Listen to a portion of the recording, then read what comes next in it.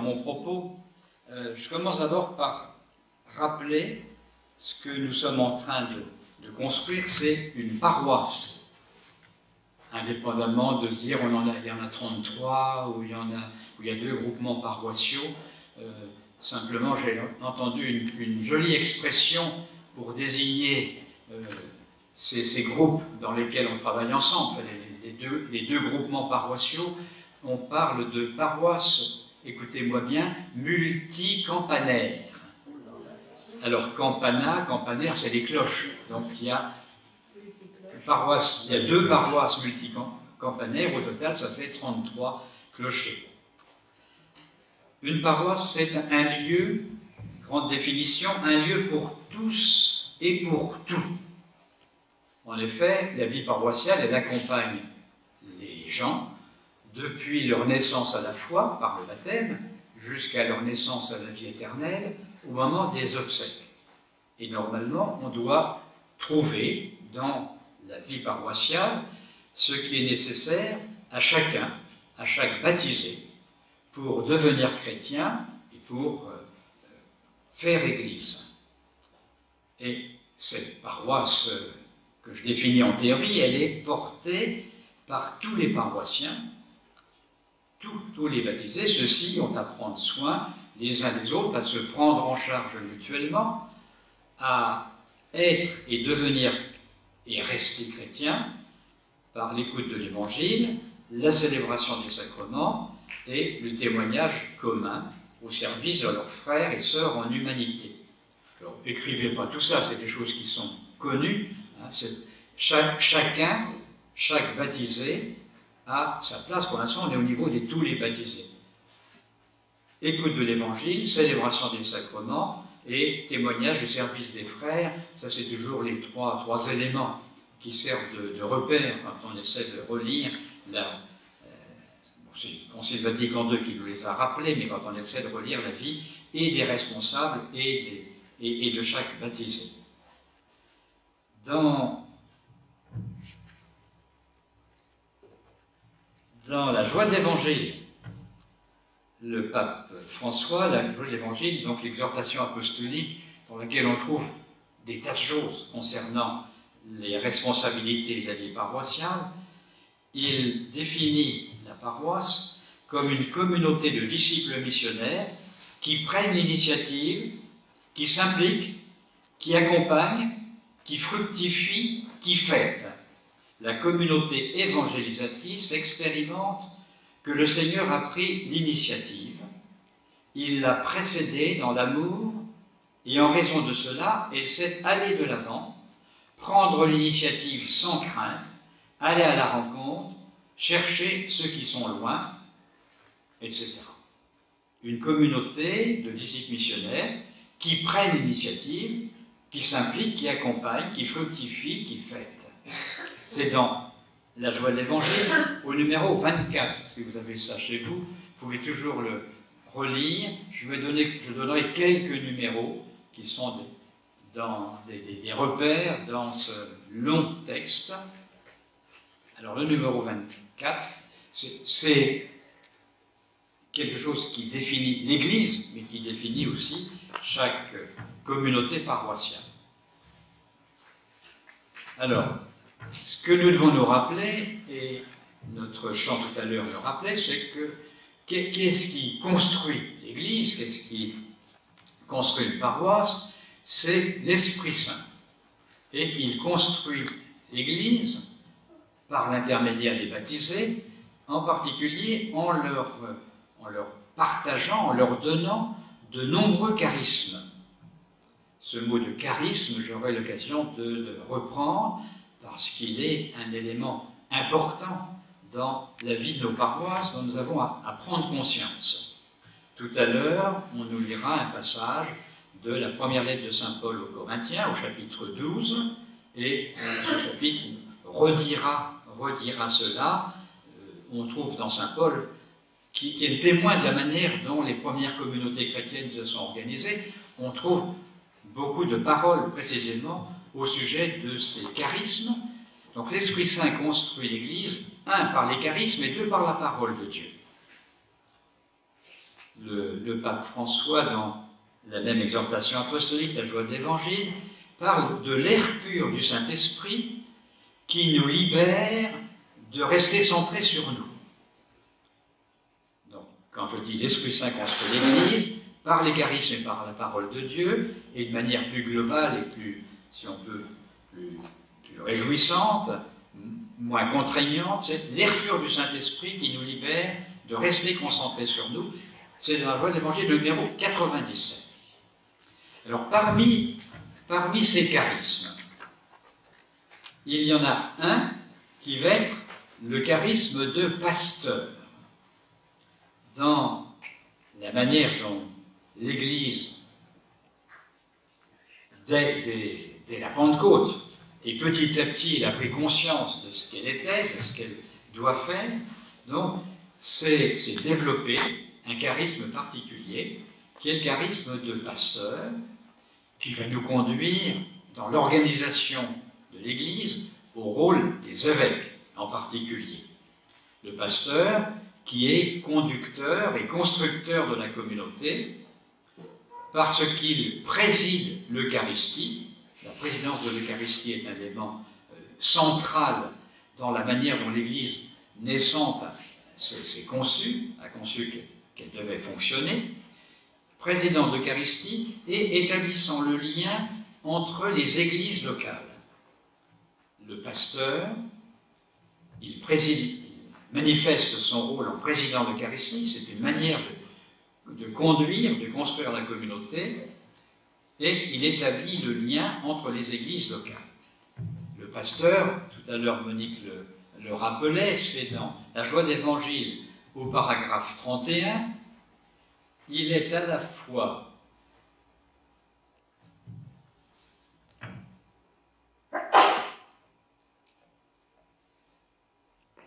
il se mettra parfois devant pour indiquer la route et soutenir l'espérance du peuple.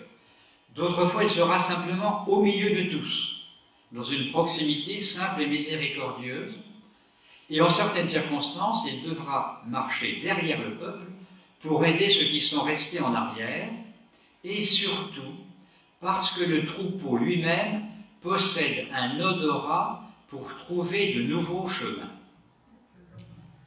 Donc, la belle image du pasteur, l'Église, quand elle naît, elle se réfère à cette image, qui est une image biblique ancienne.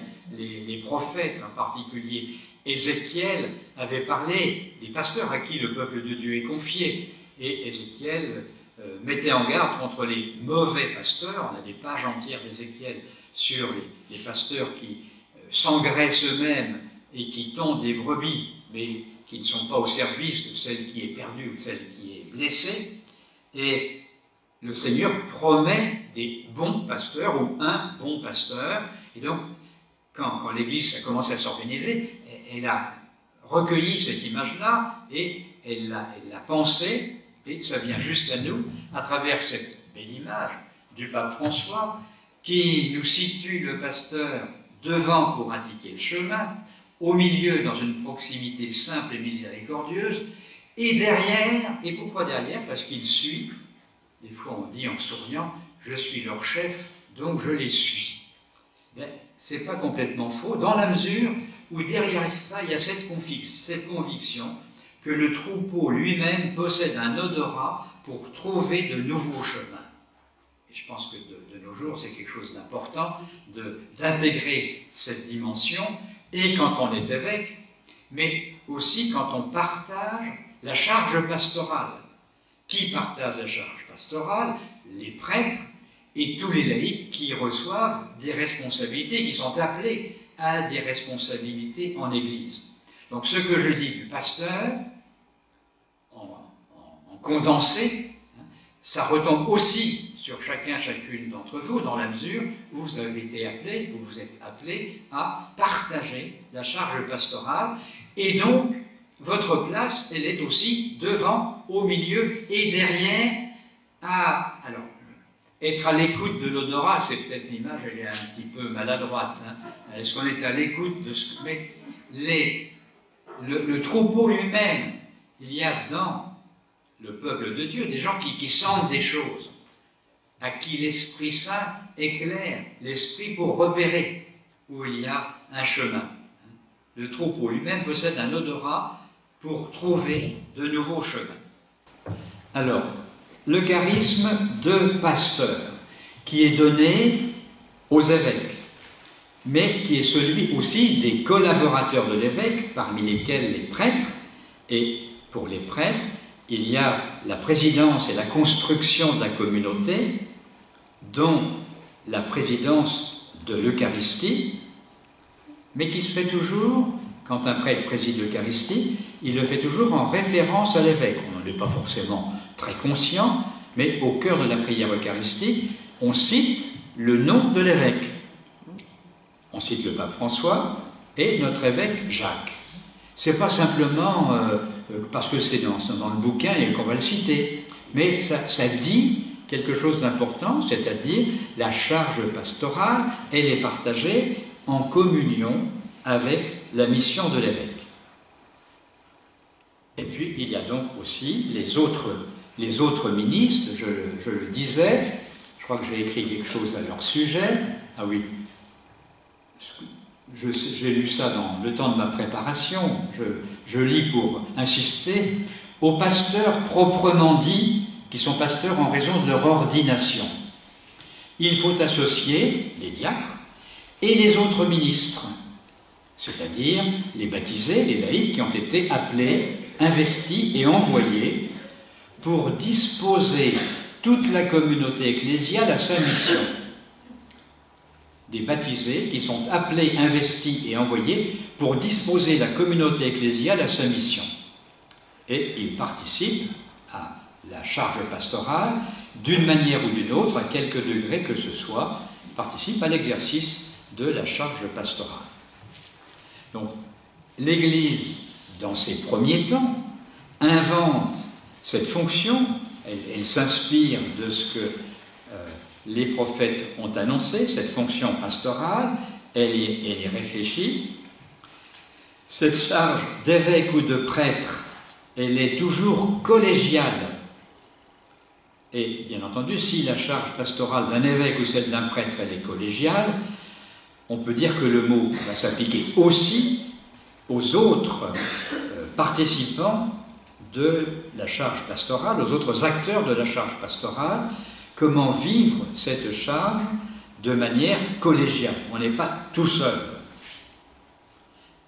Et puis, on rappelle, mais ça c'est toujours bon de le rappeler, les chrétiens et leurs pasteurs sont des frères égaux en dignité, différents par leur fonction et solidairement responsables. C'est-à-dire qu'il faut tenir à la fois l'égalité fondamentale de tous les baptisés.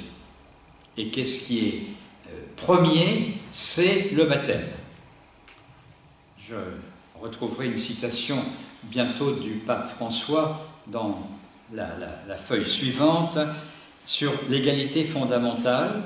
Donc, chrétiens et pasteurs sont des frères égaux en dignité, différents par leur fonction, et ça vaut à tous les degrés de la participation à la charge pastorale, et solidairement responsables, ce qui nous renvoie à ce mot collégial que j'utilisais auparavant.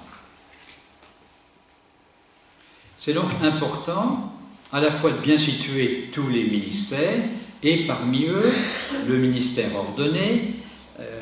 Assez souvent, dans les temps qui précédaient, on rencontrait des chrétiens qui disaient « j'ai pris une responsabilité, j'ai accepté une responsabilité pour aider nos prêtres, pour aider les prêtres, pour aider le prêtre, pour aider notre curé. » En réalité, il vaut mieux inverser les choses et dire le prêtre et les prêtres pour aider les baptisés à remplir leur mission. Le prêtre et les prêtres pour aider les chrétiens à vivre leur baptême. Et d'ailleurs, on a un mot qu'on a marqué au tableau tout à l'heure, qui est le mot de ministre, de ministère. Le ministère épiscopal, le ministère presbytéral. Ministère, ça veut dire, ministre, ça veut dire serviteur. Quand on vous balance comme ça le mot ministre dans la politique habituellement, on oublie un peu ce sens premier. Hein, c'est serviteur, c'est pas simplement se servir soi-même, mais c'est serviteur. Et dans l'Église, le service, il a cette orientation bien particulière d'être au service des baptisés pour qu'ils vivent et qu'ils remplissent leur mission. Alors, si nous le pouvons, nous verrons ce service, pourquoi, dans quel but, quoi, et comment. Mais je commence par citer le pape François qui tient à dire que cet exercice de la charge pastorale et ce ministère, qu'il soit ordonné ou pas ordonné, ministère ordonné, c'est évêque, prêtre et diacre, puis les autres ministères dans l'Église, hein, les autres fonctions de ministre, ne sont pas ordonnées, mais s'organisent après selon différentes modalités. Le pape François, il a écrit, il n'y a pas très très longtemps, une lettre au cardinal Ouellet, cardinal Ouellet qui est un Canadien, qui est le responsable de la congrégation pour les évêques. Et c'était au moment de la préparation du synode sur l'Amazonie que le pape François a écrit quelque chose sur l'activité des laïcs dans notre contexte latino-américain. Il a son expérience latino-américaine et il écrivait une lettre à ce sujet-là dans laquelle j'isole la phrase suivante: « Notre première et fondamentale consécration prend ses racines dans notre baptême. Nul n'a été baptisé prêtre ou évêque. » C'est-à-dire qu'on est d'abord baptisé avant d'être ordonné prêtre ou évêque. J'aime bien cette manière de dire personne n'a été baptisé prêtre, personne n'a été baptisé évêque. Donc ce qui est premier, c'est la condition de baptisé qui nous est commune et au service de la vie des baptisés, de la condition des baptisés, il y a tous ces ministères dans l'Église. Saint Augustin aimait à dire qu'il était évêque avec et pour les fidèles auxquels il s'adressait. Avec vous, je suis chrétien, et pour vous, je suis évêque. Toujours situé, et les prêtres, et les évêques, et ceux qui sont en responsabilité, avec vous, je suis chrétien. Et pour vous, j'exerce cette responsabilité.